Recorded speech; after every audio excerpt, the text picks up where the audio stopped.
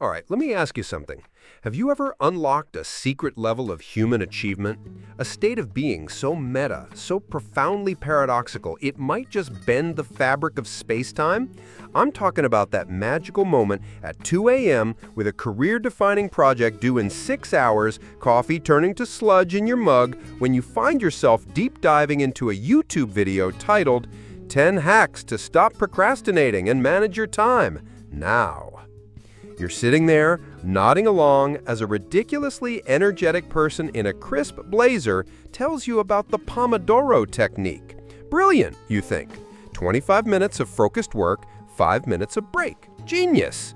And you spend the next 45 minutes watching 3 more videos comparing the Pomodoro technique to the Eisenhower matrix, just to make sure you choose the absolute best method for the work you are still definitively not doing.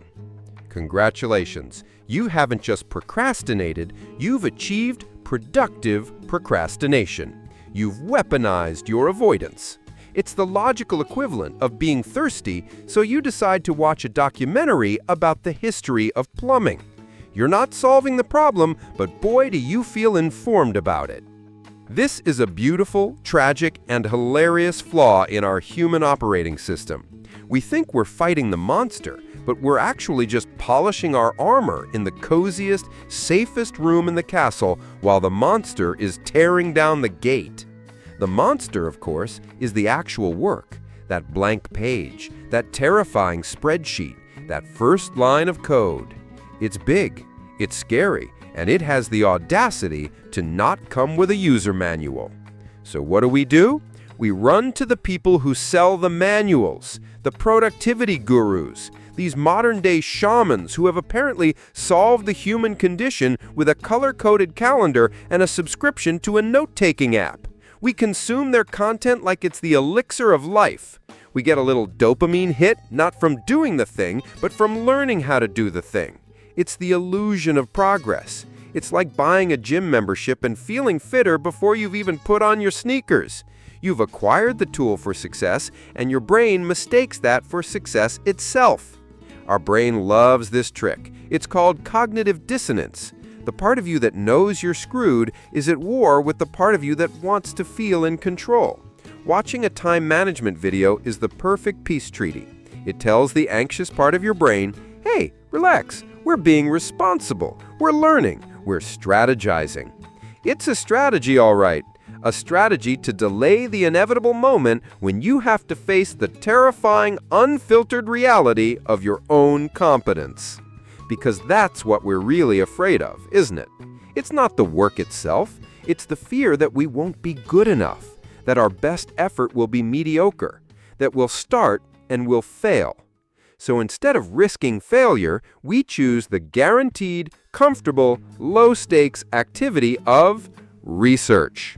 We get trapped in analysis paralysis. We convince ourselves we can't possibly start writing that report until we found the perfect font, configured our deep focus mode, and aligned our chakras with the quarterly earnings report.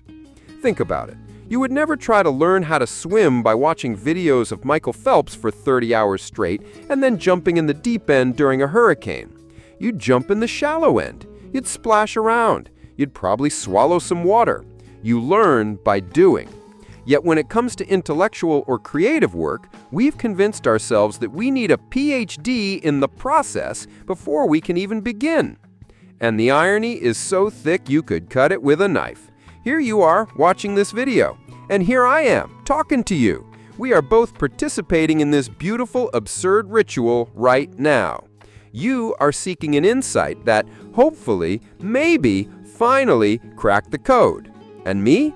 I had a deadline to write this script. And can you guess how I started? By watching a few videos about how to make compelling YouTube content. So we're all just stuck in this infinite loop, this content Ouroboros, eating our own tail of good intentions.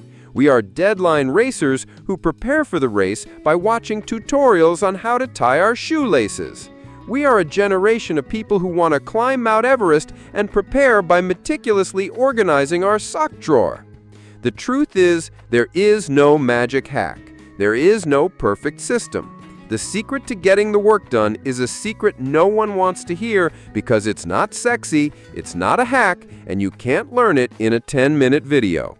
The secret is to just open the document, to write one bad sentence, to solve one easy part of the equation, to make the first clumsy, imperfect brushstroke, to accept that the first step is always the hardest and it will never feel good. So here's the real question I want to leave you with. In this endless ocean of information where we can find a tutorial for anything except our own willpower, maybe the ultimate logical fallacy isn't that we watch these videos to avoid work.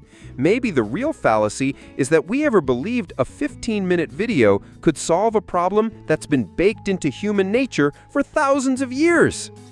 Anyway, I should probably go finish that other thing I was supposed to be doing.